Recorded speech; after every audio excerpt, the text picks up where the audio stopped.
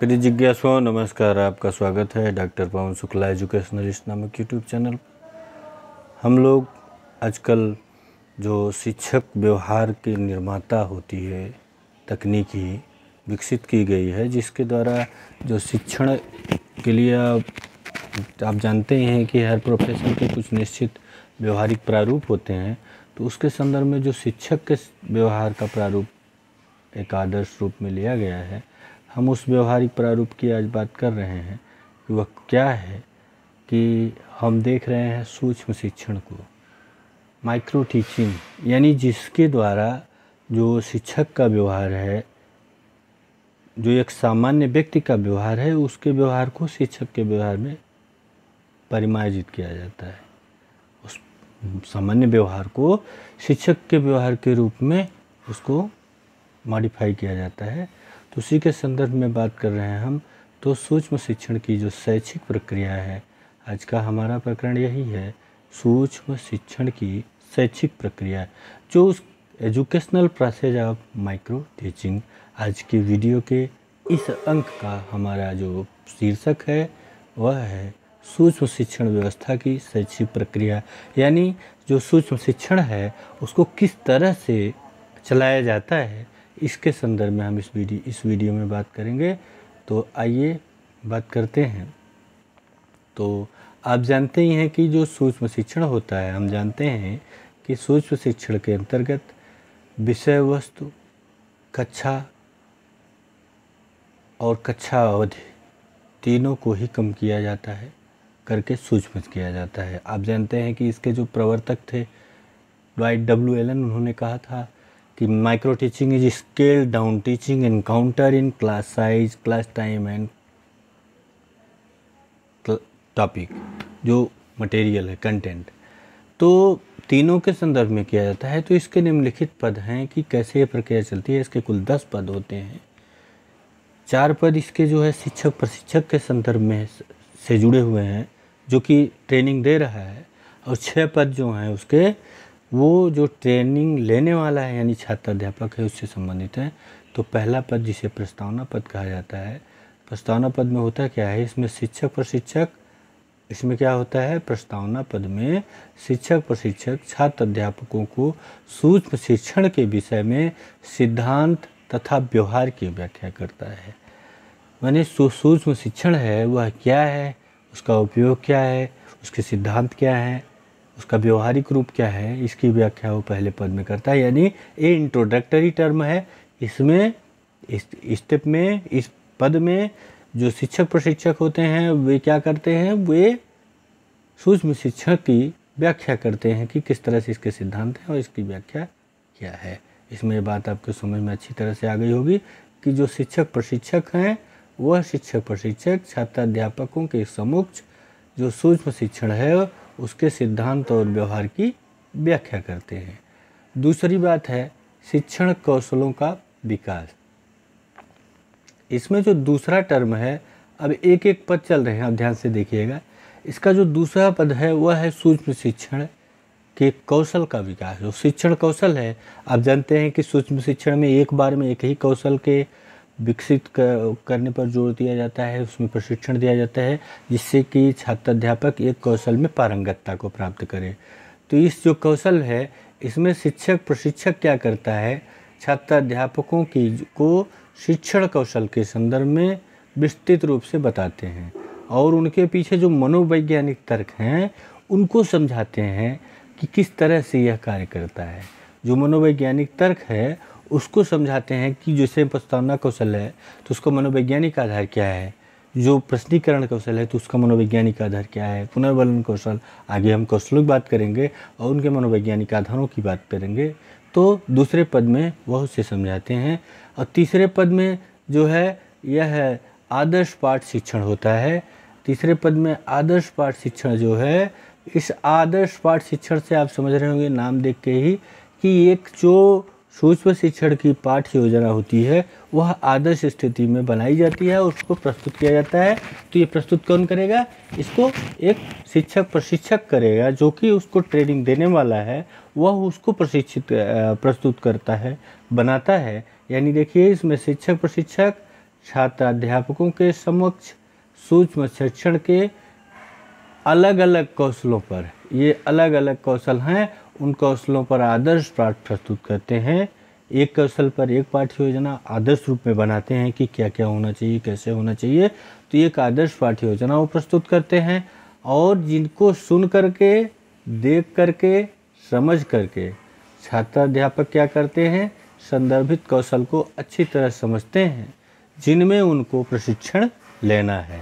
यानी जो निर्धारित कौशल हैं, हर प्रशिक्षण क्षेत्र में अलग अलग कौशलों को निर्धारित किया गया है, तो उन कौशलों के हिसाब से वह उनकी प्रस्तुतिकरण करते हैं आदर्श पाठ योजना का। ये चौथा पाठ पद जो होता है यह है आदर्श पाठ शिक्षण आलोचना। यानी जब पाठ योजना प्रस्तुत की जाती है तो उसके बाद उसमें आदर्श पाठ शिक्षण आलोचना का एक पद होता है, जिसमें यह देखा जाता है कि जो शिक्षक, प्रशिक्षक तथा छात्र अध्यापक मिलकर के यह देखते हैं कि जो आदर्श पाठ का विश्लेषण करते हैं, यानी इसमें शिक्षक, प्रशिक्षक और छात्र अध्यापक ये दोनों मिल करके क्या करते हैं, जो आदर्श पाठ प्रस्तुत किया गया है उसका विश्लेषण करते हैं, उसको देखते हैं, छोटे छोटे पदों में उसको समझते हैं, उसकी कमियों को देखते हैं, उसका विश्लेषण करते हैं और विचार विमर्श करते हैं। अतः जो शिक्षण का पाठ है, शिक्षण कौशल के लिए जो आवश्यक व्यवहार है उनका निर्धारण करते हैं। इस जो प्रक्रिया आदर्श पाठ की प्रस्तुतिकरण की गई शिक्षक प्रशिक्षक के द्वारा, तो छात्र अध्यापक और शिक्षक प्रशिक्षक मिल करके उस आदर्श पाठ योजना के संदर्भ में एक विश्लेषण करते हैं कि कब किस रूप में व्याख्या की गई, कौन सा सहायक सामग्री प्रयोग किया गया और किस तरह से छात्र को इंगित किया गया, प्रेरित किया गया। हर कौशल का अलग अलग अपना तरीका है, तो जिस कौशल की बात होगी उस कौशल में उसकी अच्छी कमियों को देखा जाता है, विशेषताओं पर विचार विमर्श किया जाता है और एक सामान्य सा निष्कर्ष छात्र अध्यापक निकालता है कि जो शिक्षण कौशल है एक विशेष, उसके संदर्भ में किस आवश्यक व्यवहार की आवश्यकता होती है उसका निर्धारण यहाँ करते हैं। ये जो 1 से लेकर के 4 तक आपने देखा, 1 से लेकर के जो 4 तक हमने देखा है, यह किसके टर्म हैं? ये पद जो हैं यह शिक्षक प्रशिक्षक के हैं। ये किसके हैं? शिक्षक प्रशिक्षक के, जो कि ट्रेनिंग देने वाले हैं, जो कि आप मतलब छात्र अध्यापक को पढ़ाते हैं, उनको प्रशिक्षित करते हैं, वह उनसे संबंधित है। इसको याद रखिएगा। इसमें कुल 10 पद मिलेंगे, लेकिन 1 से 4 तक के जो पद हैं वह किनके हैं? वह शिक्षक प्रशिक्षक के हैं। अब आइए 5वें पद की बात करें जो कि छात्र अध्यापक से जुड़ा हुआ है। अब इसमें नंबर आता है छात्र अध्यापक को यह ज्ञात हो गया कि पाठ्य योजना जो पढ़ाना है कैसी होती है। अब उसमें पहला उसका और पूरा 5वां पद है सूक्ष्म शिक्षण पाठ निर्माण। इसमें यह है सूक्ष्म शिक्षण पाठ निर्माण।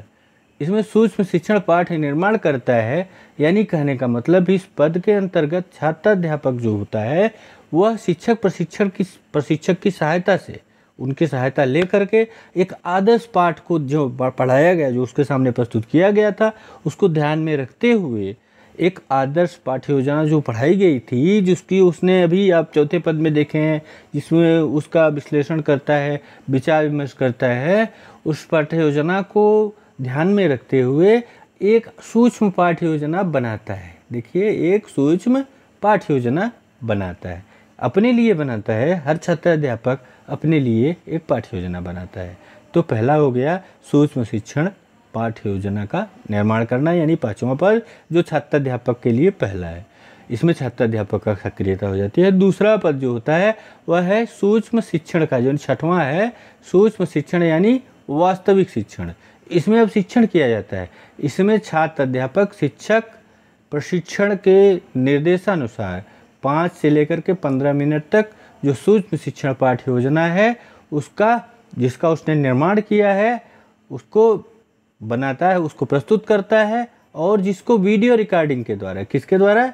वीडियो रिकॉर्डिंग के द्वारा उसको वीडियो रिकॉर्डिंग की जाती है। इसलिए की जाती है कि जिसे छात्र अध्यापक जिसने पढ़ाया है वह स्वयं देखे और अपनी जो अच्छाइयाँ हैं, अपनी जो कमियां हैं, उसका जो आत्मविश्वास था कैसा चल रहा था कक्षा में, उसके और जो तकनीकी और जो शिक्षण सूत्र हैं या शिक्षण विधियां हैं, जो भी कौशल के उपयोग की बातें हैं, जो शिक्षण कौशल के मनोवैज्ञानिक तर्क थे, उनका वो कितना उपयोग कर रहा था, उसके संदर्भ में बात होती है। तो वीडियो रिकॉर्डिंग रखी रहेगी जिससे वो देखे, समझे और अपना मूल्यांकन करे।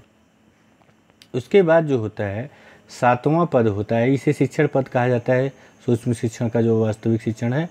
इसके बाद 7वां पद है आलोचना या मूल्यांकन का पद। ये 7वां पद भी छात्र अध्यापक से रिलेटेड है, आलोचना या मूल्यांकन का पद। तो आलोचना या मूल्यांकन का पद क्या है? इसमें छात्र अध्यापक जो सूक्ष्म पाठ्य योजना को पढ़ाया है, पढ़ाने के बाद शिक्षक प्रशिक्षक के साथ मिल करके अपने द्वारा जो पढ़ाए गए पाठ हैं उनकी विस्तृत रूप से चर्चा करता है, और पढ़ाते समय जो उसने अध्यापन कौशलों की जो कमियां थी, उस कमियों को, अच्छाइयों की, उसके अच्छे बुरे बिंदुओं पर वार्तालाप करता है, विचार विमर्श करता है कि क्या कमी रह गई और क्यों कमी रह गई। शिक्षक प्रशिक्षक उसको समझाता है कि तुम किस तरह से प्रस्तुतिकरण करोगे कि तुम्हारे आत्मविश्वास में जो कमी आई, मान लीजिए, तो वो कमी न रह जाए।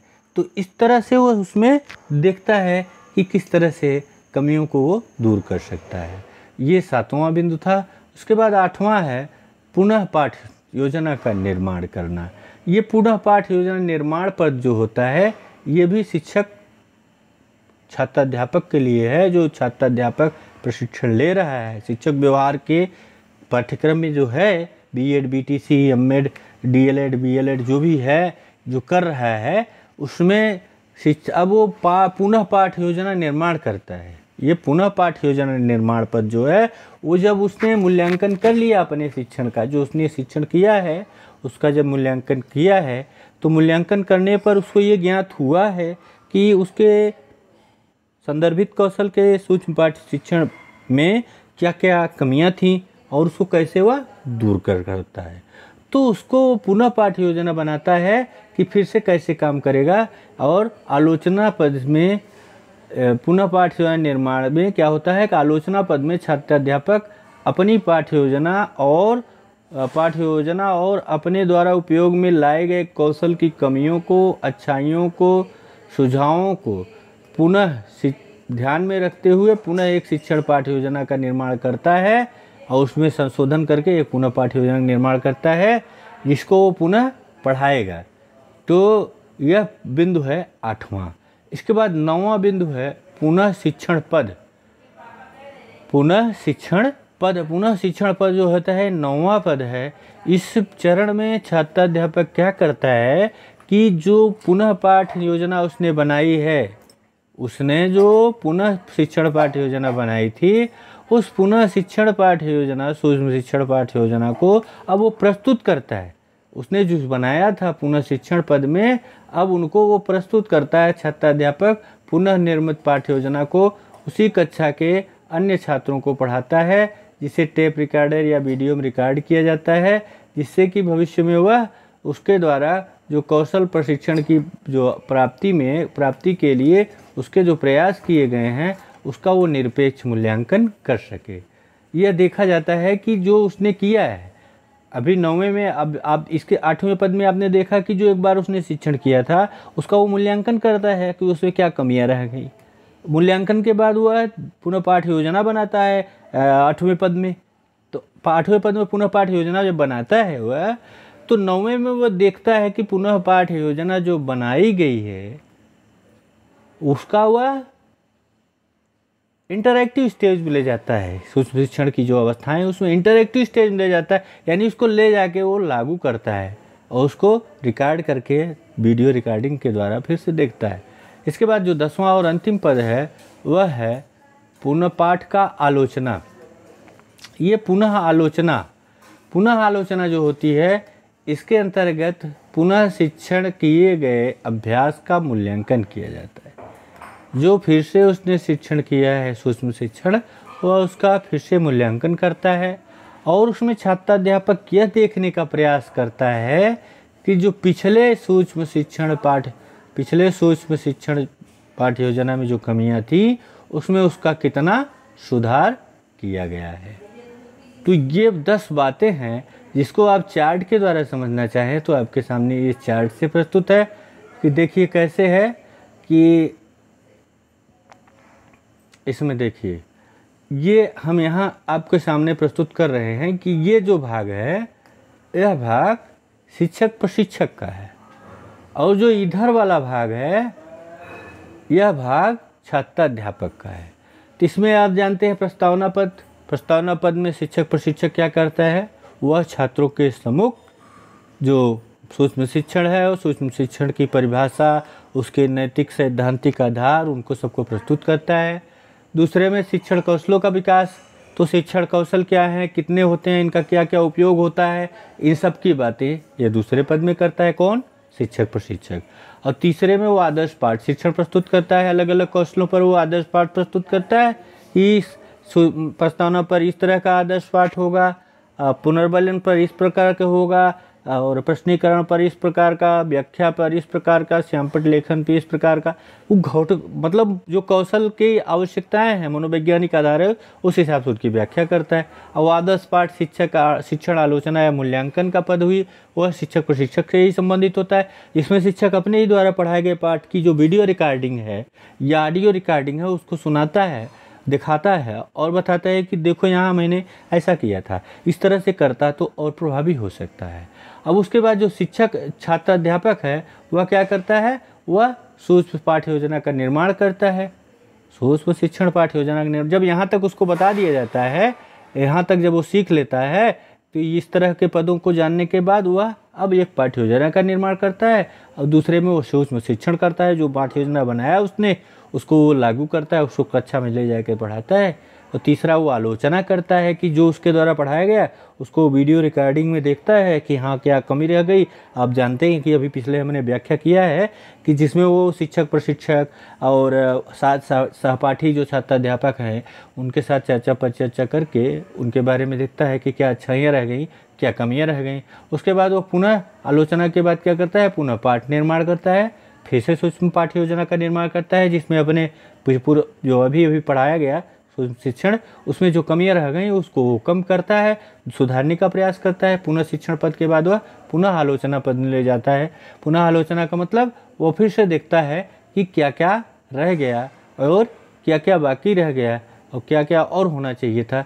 इस तरह से हमने इसको देखा, समझा और आपके सामने प्रस्तुत किया। थैंक्स आपको देखने के लिए, और आप इसको समझिए, देखिए, बातों को विश्लेषित कीजिए। जो बातें ना समझ में आए आप हमसे कमेंट में प्रश्न करिए, मैं आपको संतुष्ट करने का प्रयास करूंगा। चैनल लाइक शेयर सब्सक्राइब करिए जिससे कि और लोगों तक मेरी बातें पहुंचे। धन्यवाद, नमस्कार।